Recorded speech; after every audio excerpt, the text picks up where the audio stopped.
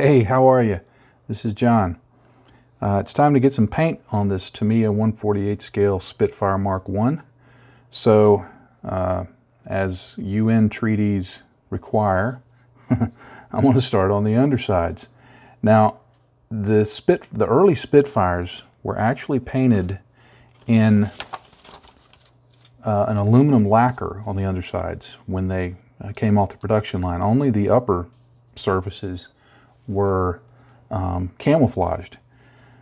As when the war started and there began to be some concern about distinguishing between RAF fighters and German fighters in the skies over southern England because of the anti-aircraft fire, they began painting one wing white and one wing black to aid in recognition. So the scheme I'm going to do will be this particular scheme with the black and the white. So instead of, I could, break out my airbrush and paint this silver color, but because it just needs to be one monotone color, I thought I would just make my life a little easier and go for this Tamiya Rattle Can AS12 Bare Metal Silver. This is a great color and it goes on really nicely. Normally I decant this for larger aircraft and then apply it with an airbrush, but because there's so little surface area that needs to be painted, I'm just going to hit this with the rattle can and call it a day. Because it'll dry fast, I can begin masking over it very quickly, and then I'll apply the white color over for the one wing, and then do some more masking and do the black color. So I'll get that painted and show you what it looks like, and continue on with the rest of the camouflage and the finish for this this great kit. Okay, I have the undersides painted on the Tamiya Spitfire, and I've got it partially masked off. I used Tamiya Rattle Can AS12 silver color to paint this part of the fuselage, the tail planes, and the forward part of the cowl there. I masked those off with Tamiya tape, and then I painted this wing. I actually painted it a light gray, and after painting it, it was a very light gray.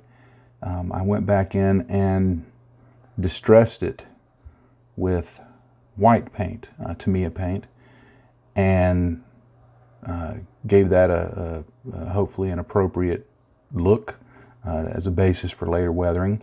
I masked that off carefully, used a bit of paper towel. I did it to save on tape, and then I ended up, using so much tape that it didn't matter. Which left just this other wing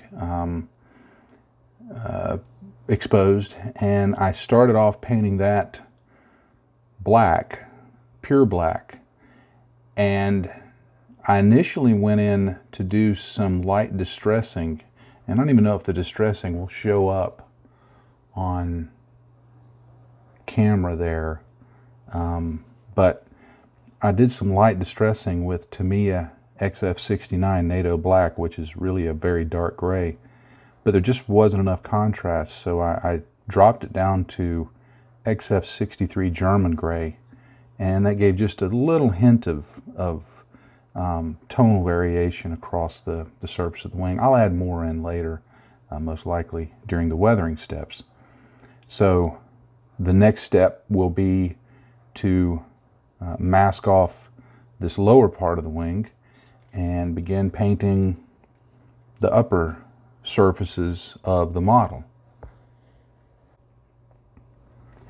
For the upper surfaces of the Spitfire, they were painted in a dark earth, which was a medium brown color with just the slightest hint of warmth to it, and dark RAF dark green in a camouflage pattern. And for this, I'm going to be using AK Real Color, AK Interactive Real Color paints. I had used these paints on the RE100 DJ, however you say that, gunplicate, turquoise, which they actually spelled turquoise. But I use the AK Real Color paints, which are lacquer paints. And they're proper lacquer paints. I've heard a lot of folks say, oh, they're just rebottled Tamiya. No, they're not rebottled Tamiya.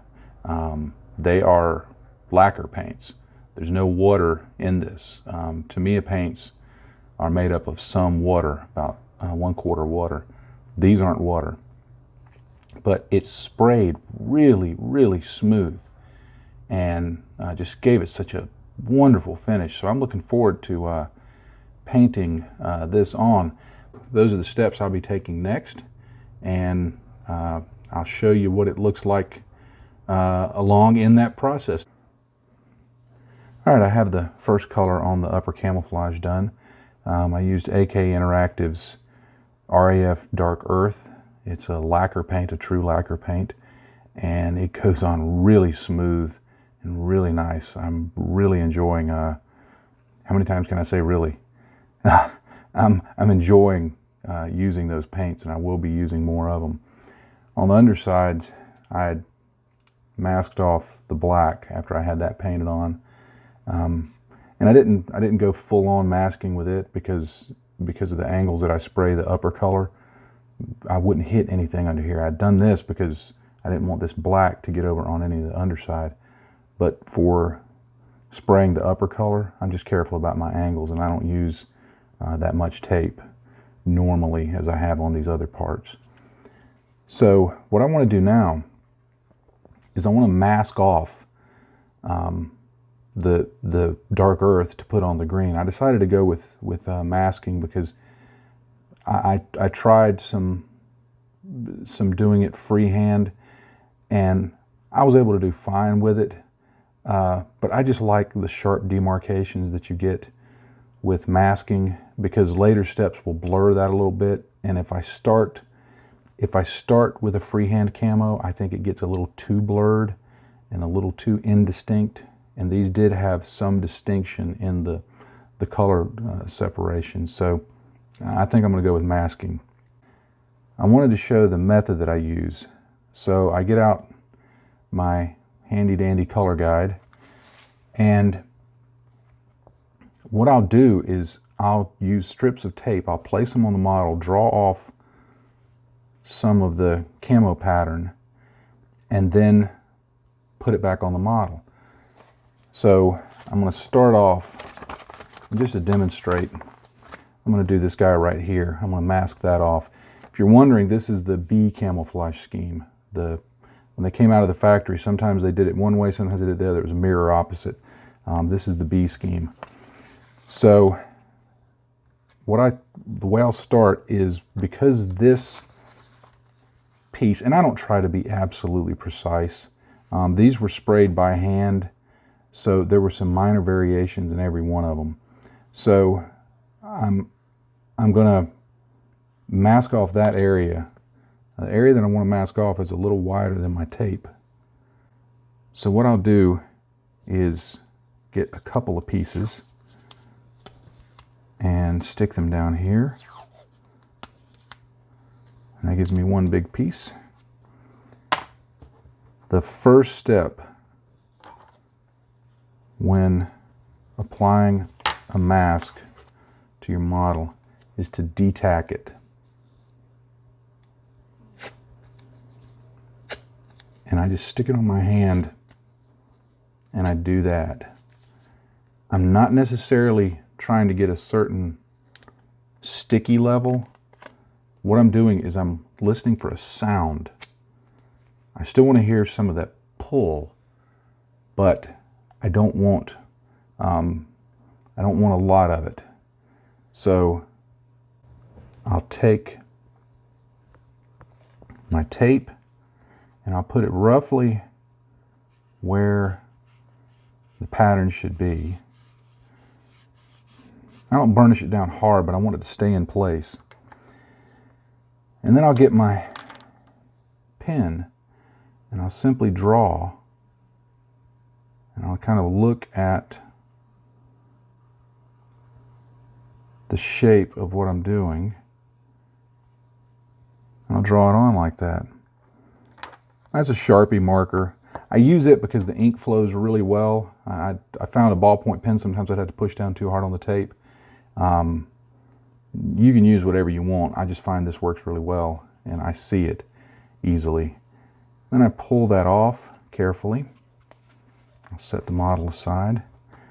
And then I just grab my handy dandy knife and I cut this out. And the way I do it is, look at that tape pull. Sometimes you have to hold it down. The way I do it is I don't cut necessarily in a straight line, but I just kind of move my hand along like that so that it's not perfectly uniform. If you need it to be uniform, then cut it, you know, straight, but I like to give it a little bit of wiggle, as they say. And then I lift that up, careful not to pull up the separate pieces. Bring the model back over here. And I stick that guy on there loosely until I get it where I want it. And I burnish it down a little bit with my finger. And that's it. Now I'll go around, of course, the rest of the model and do this. Some of the places over the fuselage, I actually do it in two sections. I'll do, say, the wing up to where it meets the fuselage, and then I'll do another piece that goes over the fuselage and just join the two, because it can be really difficult sometimes to have one piece of tape running across there. But I'll go around the whole model and do this just like I showed you there, and let you see what it looks like when it's done, and then I'll go on to paint the green.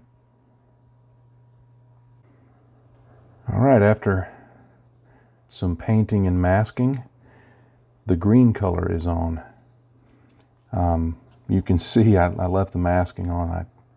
I use lots and lots and lots of tape. I probably ought to buy stock in Tamiya tape, as much of it as I go through. Get partial ownership of the company, something, because I use a lot of it.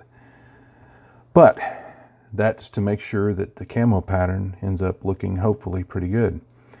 Now what I did was I put down the AK Real Color RAF dark green, and then I did just, again, the lightest amount of distressing with some Tamiya XF4, which is yellow green. It's not, I sit here and look at it and I'm like, am I sure I'm even seeing it? And then in a few places I see slight tonal difference, but that's okay, because at this point I just want it, to be perfectly honest, at this point I want a little bit of tonal variation so that it will photograph well. That's it. I'm going to be introducing more later. A lot of times the steps that I take in building a model actually have a lot to do with photographing it and getting it ready for the blog, rather than the step being all that practical. So anyway, a little insight into what I do.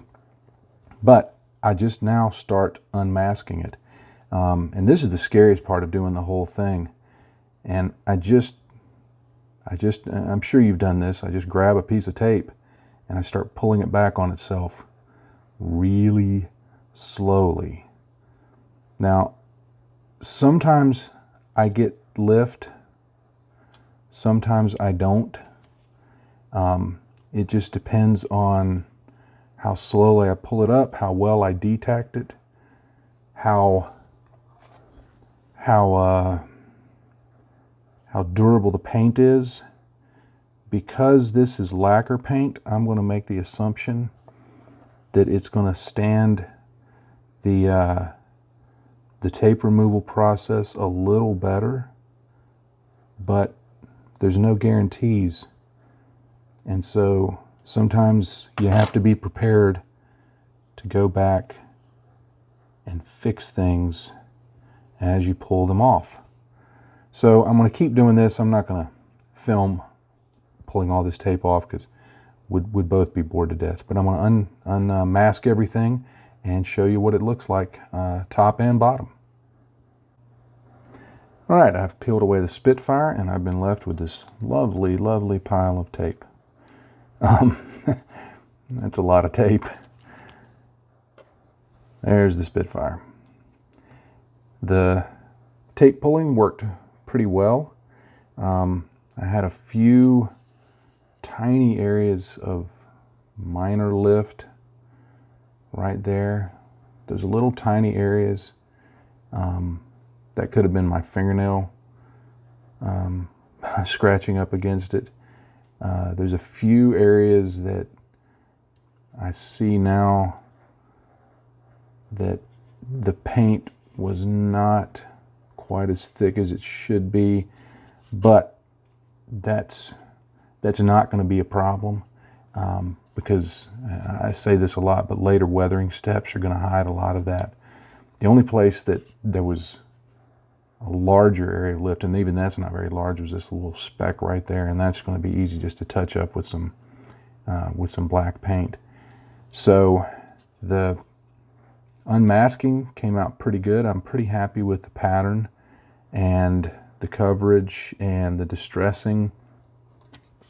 It sets a good basis for decals and then of course later weathering.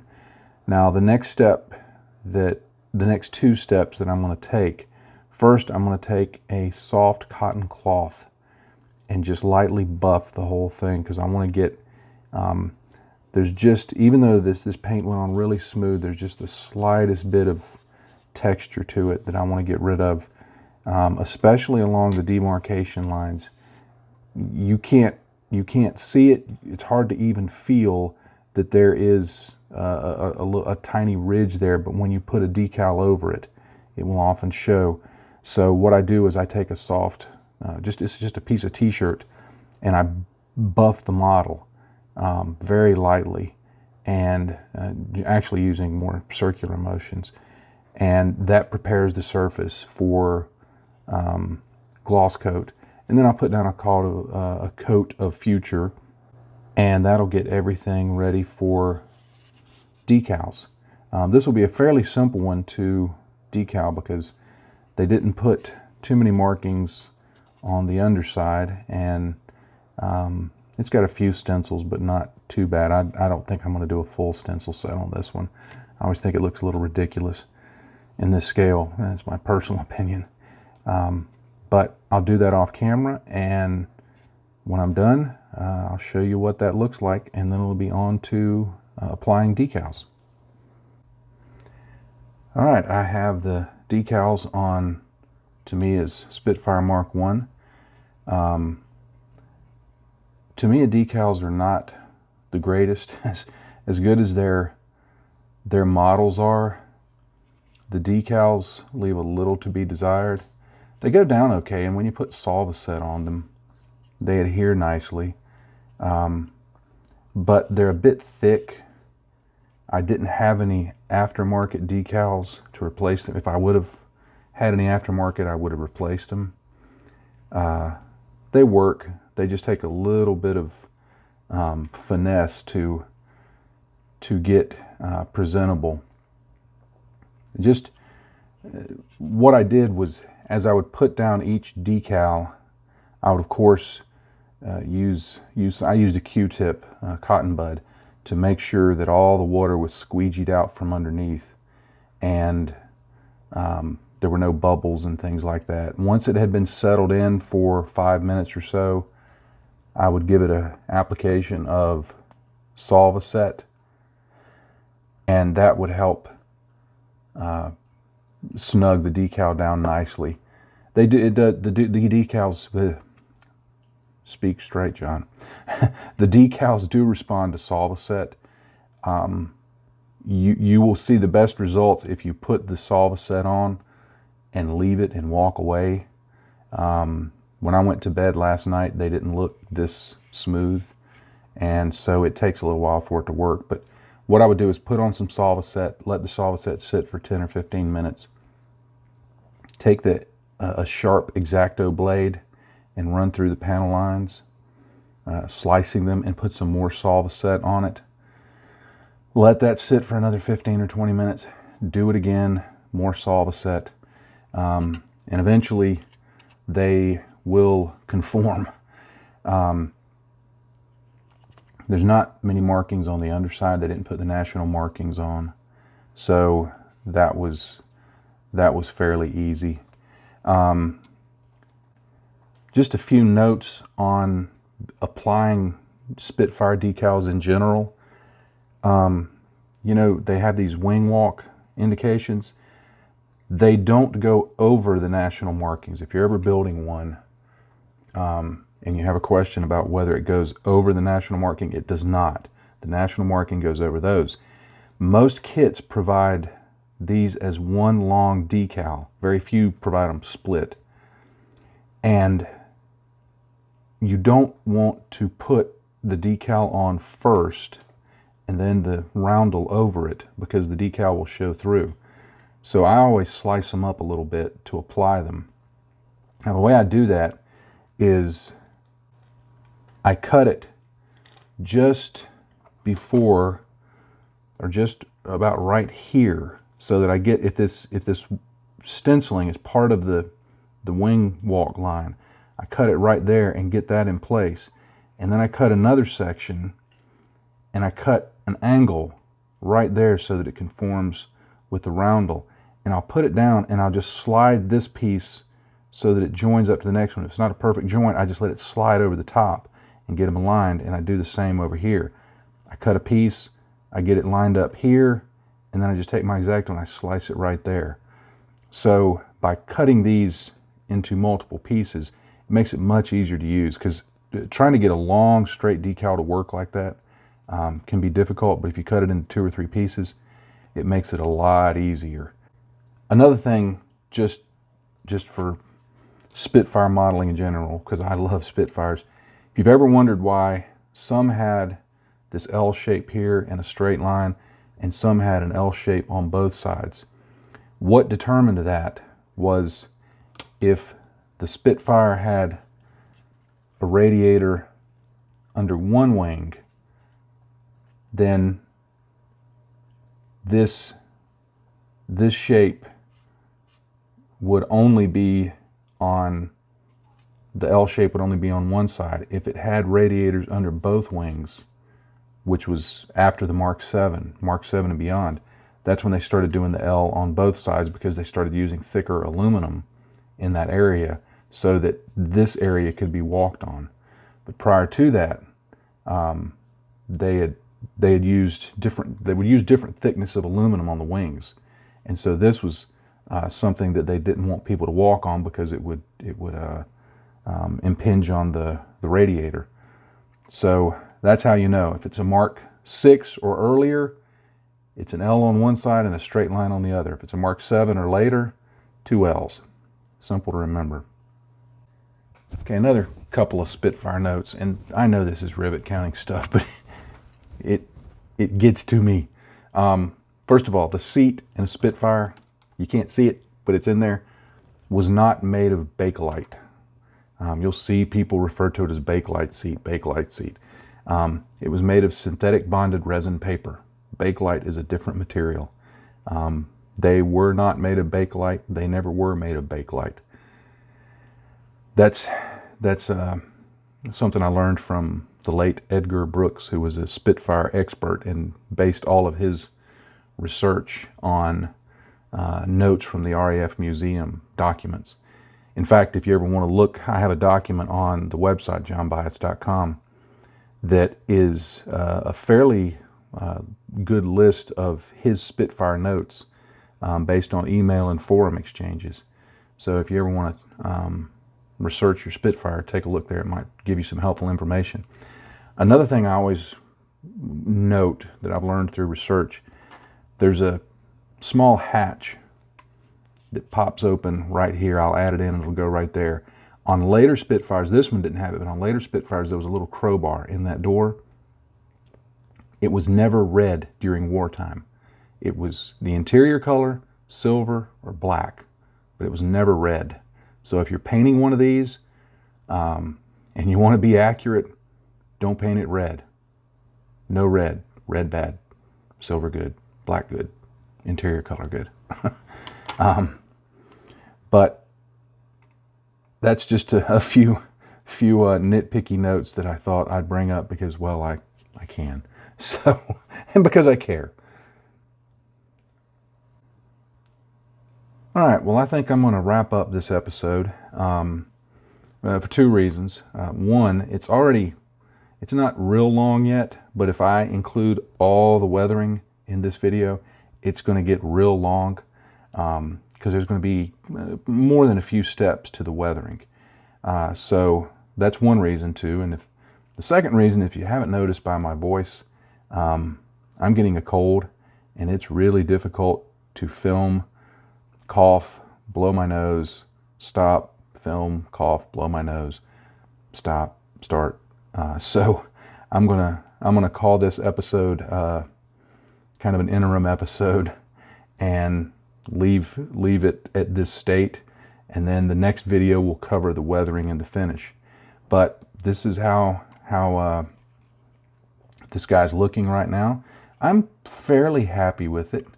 There's a few warts that I introduced that I'm gonna have to go back and either correct or weather over so that they can't be seen as much. But overall, I'm fairly happy with how it turned out. I'm really happy, as I said earlier, really happy about these AK Interactive Real Color paints. I'm definitely buying more of those. They're awesome. So I really like those. If you're wondering, I used some Mr. Color paint the other day on another model, and for that I used Mr. Color leveling thinner. For this I used AK's lacquer thinner. The AK thinners aren't, the odor is not near as strong as the Mr. Color thinner was. So, I mean, there was still an odor, and I still had to use my respirator and all of the things that you normally do, but the odor for the AK Real Color paints was much less. So that was a bonus. But that's the Spitfire Mark I and that early black and white scheme that I think looks kind of cool. And I thank you for watching this video. I thank you most of all for being a patron, because this is a patron exclusive video. So thank you so much for supporting my work and keeping up with what I do and making all of this possible. I simply couldn't afford to, get these new paints and try these new things and do this content if it wasn't for your support. So thank you very much. So until episode 4, when I'll cover the weathering on this video, I will say thank you for watching and happy day to you, friends. Bye-bye.